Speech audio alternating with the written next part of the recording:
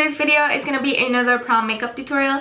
This one is actually going to be based off the idea of wearing a white dress. It doesn't have to be to prom actually, because I know most people don't want to wear white to a prom, especially if it's satin, because it kind of reminds us of wedding dresses and stuff.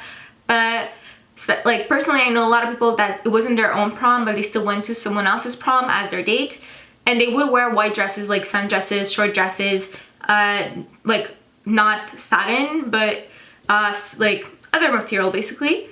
So that's why I decided to still do this tutorial aimed for white dresses, but you could actually wear this on a pretty much any day basis. It's really sun-kissed, and it's really like, it looks just amazing with white basically. And that's pretty much all I have to say before we start. The base I'm going to be using is actually MAC's Paint Pot in the color Soft Ochre, because it's the one that's actually closer to my skin color basically, and I find that it blends very well, and it's a really good base actually, like a base, primer, eyeshadow, everything at the same time. And I really like that base much better than others because I find it doesn't get oily with time. It always stays very creamy and easy to blend. And I'm going to apply it all over my eyelid and also along my lower lash line, because that's pretty much where I'm going to be applying eyeshadow later on. Now this is the part you're probably going to think I went crazy. I'm going to be using my MAC Prep and Prime fixing spray basically, and a white eyeshadow and an all-over shadow brush. I'm using Urban Decay's Zephyr. Really, the finish doesn't really matter, and don't go running on me or be scared, sorry, or be scared because I'm using a white eyeshadow. It's just going to be a base, just for like to make sure that the rest of my look is going to be more intense. Because since I'm going to be using light shadows, I find those tend to be not pigmented enough to my taste, and they tend to come out much better when they're on top of white. Here I'm going to apply the white eyeshadow like I just told you I would, and you can see that since it's been foiled, it applies with much more pigment. You have to apply it many times to make sure that it's all smooth and a uniform application. Basically, normally it's better to do this with a white cream eyeshadow as a base to enhance the pigment, but I'm showing you that you can also do it with powders and that you don't have to go out and buy a white cream shadow to do it. Taking my Too Faced Semi-Sweet Chocolate Bar and the color Coconut Creme with a dense eyeshadow brush, I'm going to be applying the cream color on the inside half basically of my eyelid. And you're probably thinking again with the white, but that's because this is a creamer white and a much more subtle white, let's say, so it's going to look good with the rest of the look. What I'm going to do after is take the color Nugget and basically apply Nugget on the outside half of my eyelid.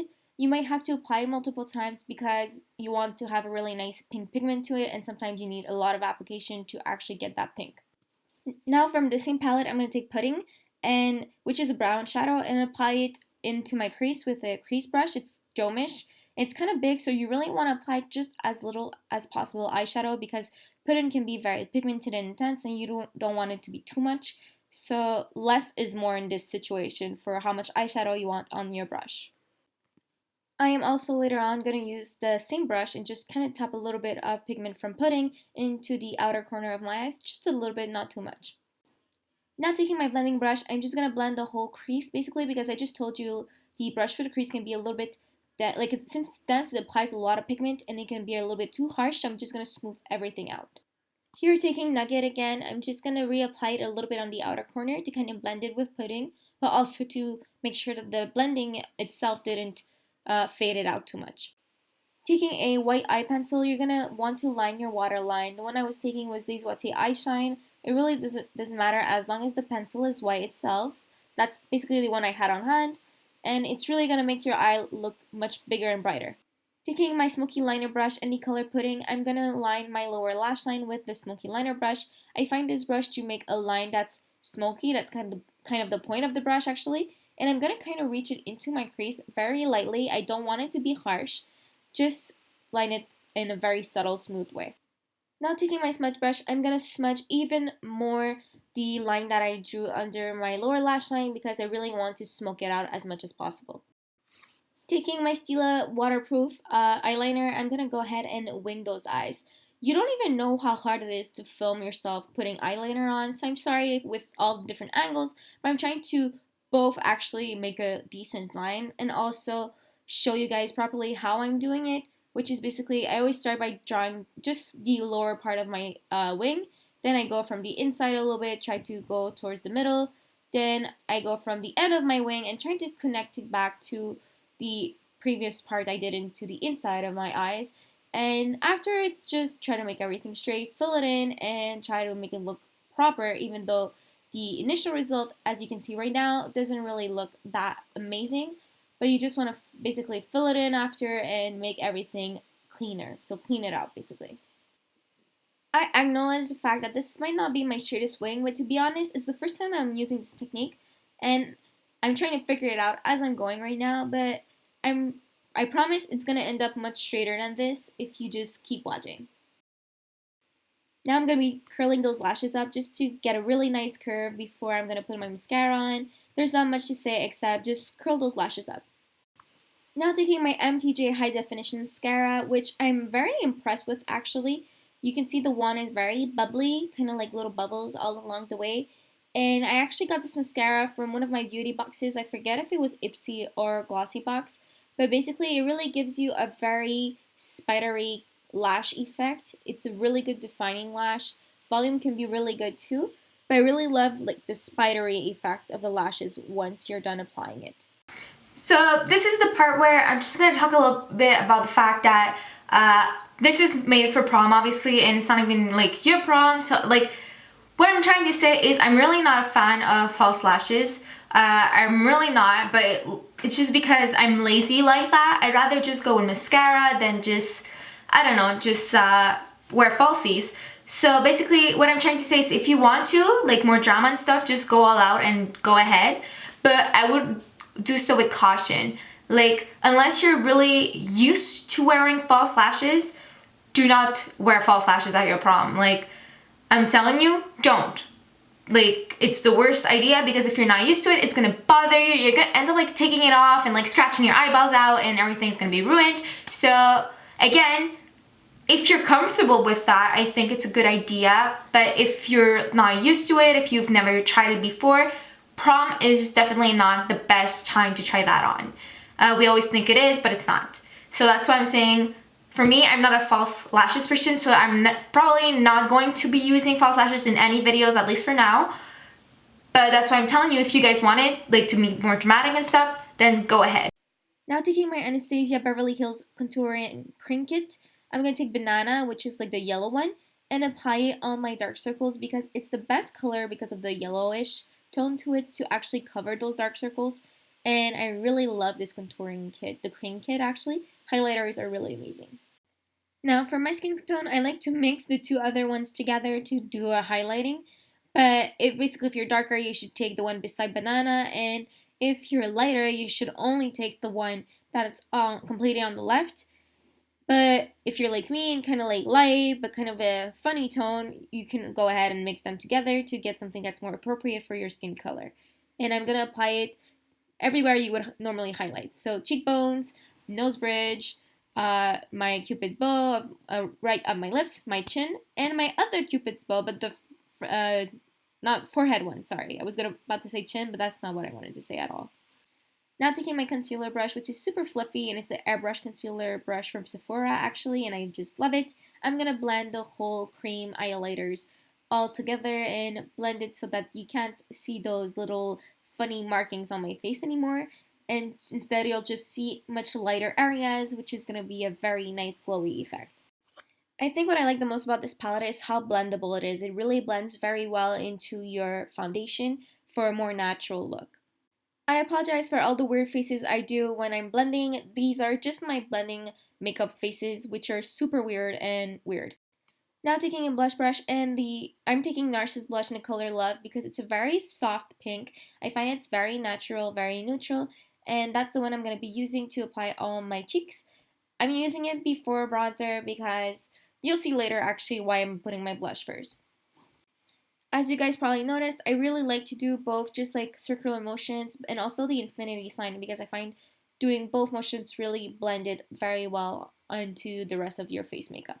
You guys have probably noticed by now that I did not do any contouring for this look. It's because for some reason, when I'm wearing white, contouring is just against my principle. You know, like white is such a soft color, so I wouldn't contour. But since it's summer and stuff and you're gonna be wearing white, you don't want to look white as a ghost and as the dress basically.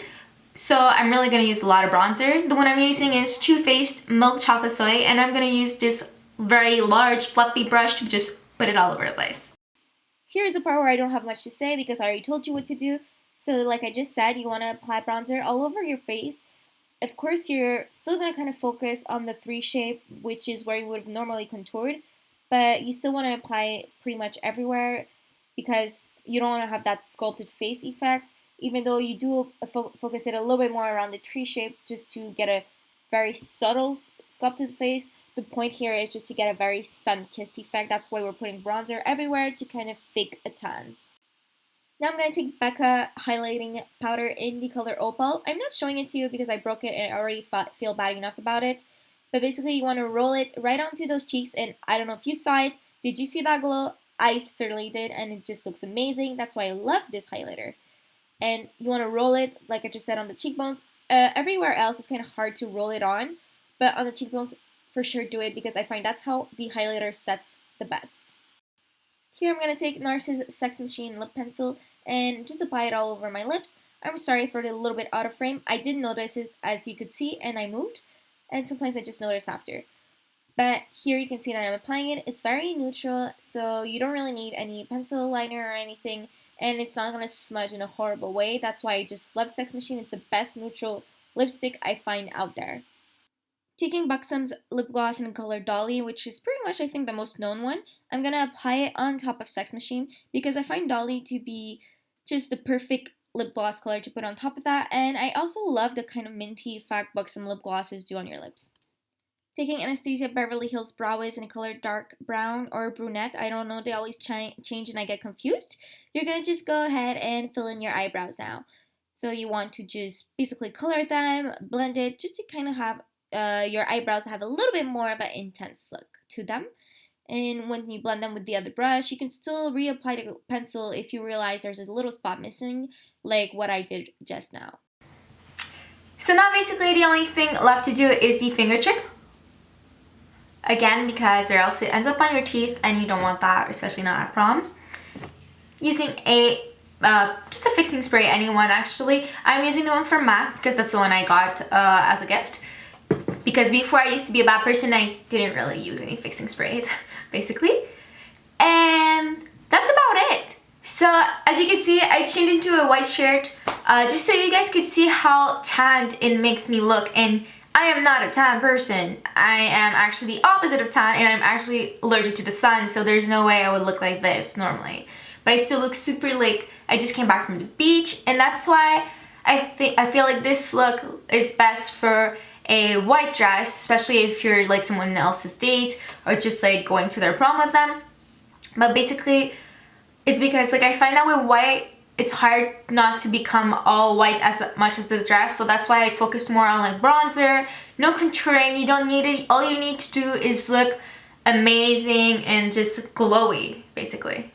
That's why I did this. And also, like, yes, the eye makeup is there, but it's still wearable for any occasion. It's not too dramatic, but it's still there. Like, it makes you look glamorous, and it's still super pretty.